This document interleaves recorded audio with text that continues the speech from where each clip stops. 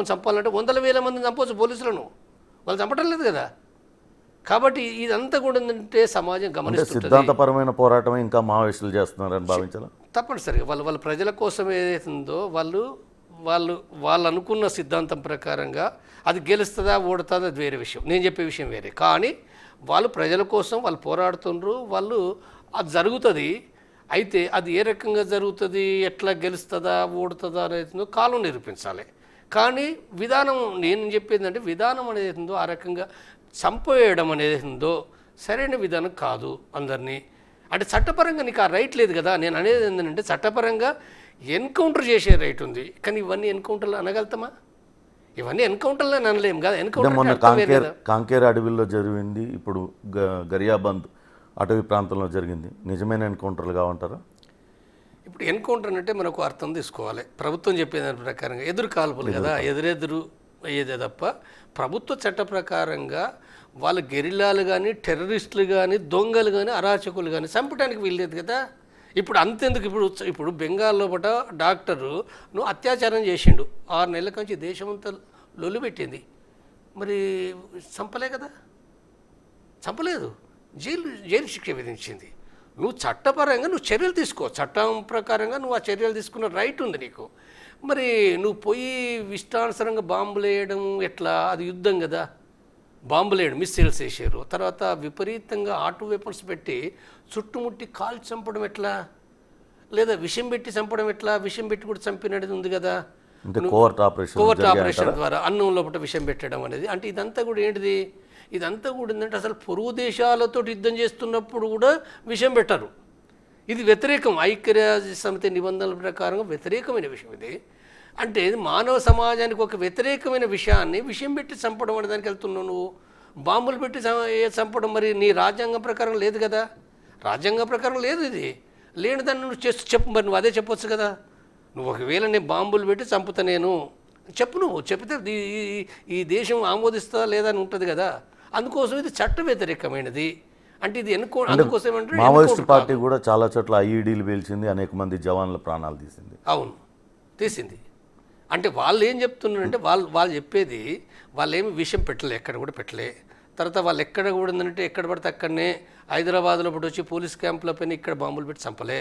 వాళ్ళు ఎక్కడ చేసింది హైదరాబాద్లో వచ్చి లేదు, వాళ్ళు చేసిందంటే లోపల అడవి ప్రాంతంలో, వాళ్ళ అడవి ప్రాంతంలో పట్ట వాళ్ళు అక్కడ వాళ్ళపైకి దాడికి వచ్చినప్పుడు వాళ్ళ ఆత్మరక్షణలో భాగంగా వాళ్ళు చేసుకుంటున్నారు చెప్తారు. వాళ్ళు బహిరంగ చెప్తారు, వాళ్ళు మేము చేస్తున్నాం మా తప్పని పరిస్థితిలో. పోలీసులు కూడా అదే చెప్తున్నారు కదా, భద్రతా దళాలు కూడా అదే చెప్తున్నారు. పోలీసులు కాదు, పోలీసులు ఇక మనం అనుకోకూడదు. పోలీసులు వాళ్ళకి ఎవరికి నక్సలైట్ చంపాల్సిన అవసరం వాళ్ళకి లేదు. ప్రభుత్వమే అటవుల్లో కూంబింగ్ చేస్తుంటే ఎదురుపడ్డారు, మీరు ఫైరింగ్ చేస్తేనే వీళ్ళు ఎదురు కాల్పులు జరిపారు అనేది ఎప్పుడు చెప్పేది. అదే చెప్పు మరి నువ్వు, అదే చెప్పు. ఇప్పుడు ఇక్కడ జరిగింది ఒరిస్సా ఛత్తీస్గఢ్ బార్డర్ లోపల జరిగింది ఎక్కడ అనుకున్నప్పుడు అది కొండ మీద జరిగింది. అంటే అర్థమవుతుంది, వాళ్ళు స్పష్టంగా కింద జరిగిందా పైన జరిగిందా చెప్పడం లేదు, కానీ కొండ పైన. మీరు కూడా అక్కడ పనిచేసినట్టున్నారు కదా గరియాబంద్? నేను పనిచేసిన 2011 అటవీ ప్రాంతం అంటే దట్టమైన అడవి. ఆ కొండ అనేది ఏందో దాదాపు 100 కిలోమీటర్లు ఉంటుంది. సున్నబేడ అంటే సున్నా అంటే ఏంది, సోనా అంటే బంగారం కొండది. అంటే అక్కడ బంగారం కోసం అనేక మంది నిరంతరం తవ్వకాలు చేస్తారు, నెలల తరబడి భూమి లోపల తవ్వుతుంటారు. కొంతమందికి కొద్ది గొప్ప బంగారం దొరికిందని చాలామంది. అయితే ఇప్పుడు అక్కడ మావోయిస్ట్ పార్టీ 2011 లోపల అక్కడికి ప్రవేశించింది ఒరిస్సా రాష్ట్రానికి. అంటే ఇప్పుడు మనకు రాయపూర్ ఉంది కదా, రాయపూర్ రోడ్డు, జగదల్పూర్ నుంచి రాయపూర్ రోడ్డు ఏదైతుందో రాయపూర్ రోడ్డుకు దీన్ని దండకారణ్యం అంటారు. దాని అవతల ప్రాంతాన్ని ఏదైతుందో అవతల గరియాబంద్ ఛత్తీస్గఢ్ రాష్ట్రంలో భాగంగా జిల్లా, దాని అవతల మళ్ళీ ఒరిస్సా రాష్ట్రానికి సంబంధించినవి ఉంటాయి. ఈ ప్రాంతం అంతా కూడా డీకీలో భాగం కాకుండా ఒరిస్సా రాష్ట్రంలో భాగం అది. కాబట్టి ఒరిస్సా రాష్ట్ర విస్తరణలో భాగంగా 2011లో భాగంగా నేను కూడా పోయినా, నాకంటే ముందే కొంతమంది పోయినరు.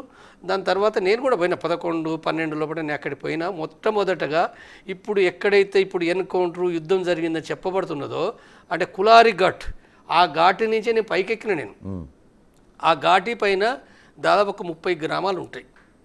తర్వాత ఆ ఘాటి పైన దాదాపు అక్కడ దాదాపు 10 ఎన్కౌంటర్లు అయినాయి, 10 సందర్భాలు ఎన్కౌంటర్లు అయినాయి. పోలీసులు ఎస్పీ కూడా చనిపోయింది అక్కడ, ఎస్పీ కూడా చనిపోయినది ఉంది. కాబట్టి అది అంటే బలమైన ఒక ఫారెస్ట్ ఉండి మావోయిస్టులకు ఒక స్థావర ప్రాంతం అనకూడదు, కానీ ఒక స్థావరంగా అది ఉన్నది అది.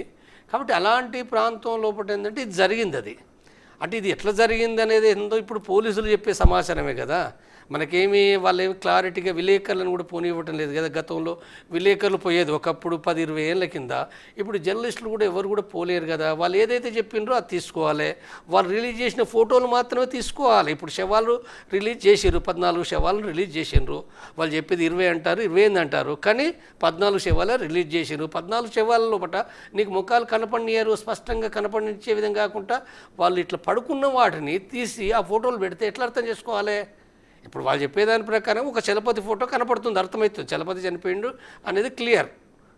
ఇక మిగిలిన వాళ్ళని ఎవరిని ఎట్లా అర్థం చేసుకోలేరు కదా. మీరు చలపతి కలిసి పనిచేశారా గతం? చలపతి నేను కలిసి పని చేసినాము. చలపతి నాకు 94 లోపల మొదటిసారిగా శ్రీకాకుళం జిల్లా లోపల ఒక ప్లీనం సందర్భంగా అక్కడ నాకు పరిచయం అయిండు. రాష్ట్ర ప్లీనం జరుగుతున్నప్పుడు సుధా పేరుతో పరిచయం అయిండు. అప్పుడు తర్వాత నాకు 95 లోపల కూడా ఏంటంటే మాదేపూర్ ఏటునగరం ప్రాంతానికి కూడా వచ్చిండు ఆయన ఒక ట్రైనింగ్లో భాగంగా.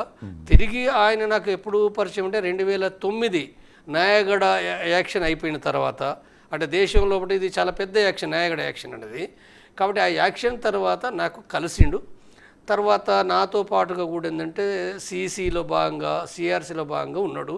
సిఆర్సీ అంటే సెంట్రల్ రీజనల్ కమాండ్, అంటే ఆయన మిలిటరీ రంగానికి కూడా ఏంటంటే ఆ తర్వాత ఆర్గనైజేషన్ నుంచి మిలిటరీ రంగానికి వచ్చిండు. అట్లా నాకు అప్పుడు పరిచయం చలపతి. ఓకే. టెక్నాలజీ కూడా కొంత మావోయిస్టులను దెబ్బతీసిందనే వాదన ఉంది. చాలా హై టెక్నాలజీ పెరిగిందిగా ప్రభుత్వానికి వాస్తవానికి. సంబంధించి. ఇప్పటిదాకా మనం చూస్తున్నాం స్క్రీన్ పైన చలపతి ఫోటో కూడా అందులో భాగమే. చలపతి అనేది ఎవరు కూడా గుర్తించేవాళ్ళు కాదు. 2016 ఆయన ఫోటో బయటపడేవారు. ఈ టెక్నాలజీ కూడా మావోయిస్టులను బాగా దెబ్బతీసింది.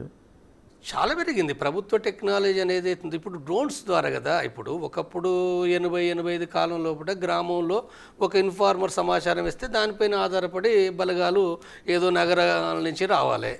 కానీ ఇప్పుడు అది కాదు కదా. ఇప్పుడు ఏంటిది, గ్రామంలో ఇన్ఫార్మర్లు ఉన్నారు, లొంగిపోయిన వాళ్ళు ఉన్నారు, తర్వాత అనేక అంటే డబ్బులు కూడా లక్షల కోట్లు కుప్పిస్తున్నారు కదా. డబ్బులు కుప్పిస్తున్నారు, ఇన్ఫార్మర్ నెట్వర్క్ అయింది. పోలీసులు కూడా ఎన్కౌంటర్ చచ్చిపోయినా మంచిదే, వాళ్ళు చచ్చితే కూడా వాళ్ళ కోట్లు వస్తున్నాయి కదా పోలీసులకు, అట్లా పోతున్నారు.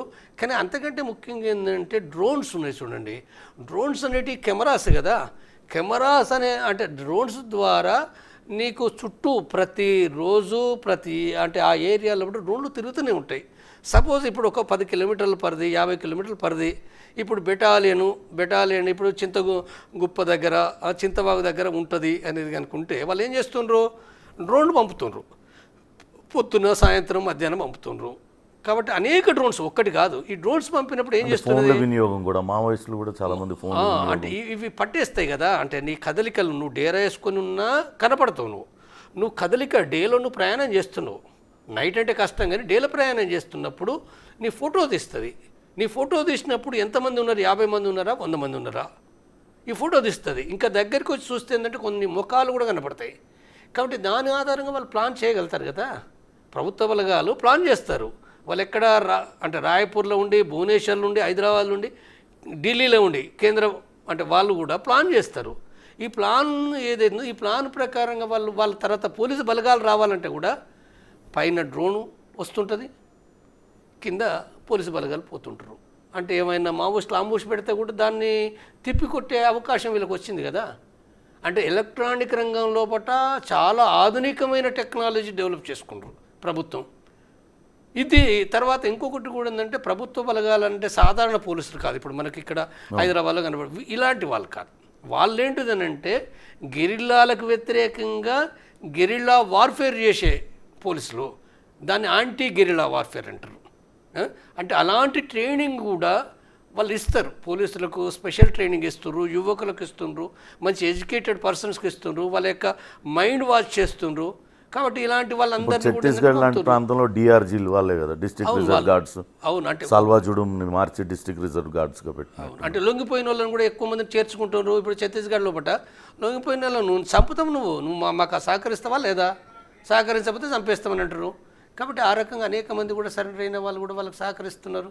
దానితోటి వాళ్ళు విజయాలు పెరుగుతున్నాయి. లేకపోతే ఆ విజయాలు రావు కదా. ఆ విజయాలు వచ్చే మాట వాస్తవమే. అంటే ఇప్పుడు మనకు ప్రజెంట్ కండిషన్ ఏంటంటే మావోయిస్టులు దెబ్బతింటున్నది వాస్తవమే.